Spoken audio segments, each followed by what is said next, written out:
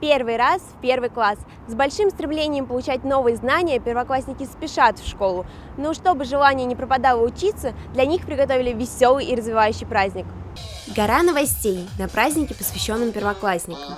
На торжество пришли школьники с особенностями здоровья. И как раз таки у них мы спросили про то, как прошел их первый день в школе.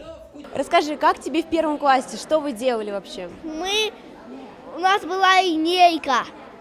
А что вы делали на линейке? Что было? Да, там танцевали, девочки пели.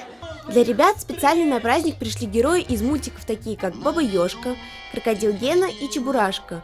Вместе с ребятами они играют в игры и разгадывают загадки на школьную тематику. После всех игр первоклассники и их родители пошли на просмотр спектакля «Мастер и подмастерье».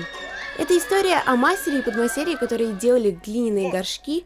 Вот только мастер отдавал даром, а подмастерье брал за это деньги. В спектакле подмастерье очень любил считать деньги.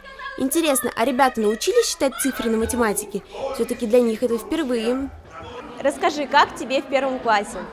Хорошо, и у меня красивый пенал, и там математику задают. После просмотра спектакля каждый ребенок получил подарок от детской стоматологической поликлиники номер 3 и вкусное мороженое. Организаторами праздника стали Совет матерей «Материнское сердце».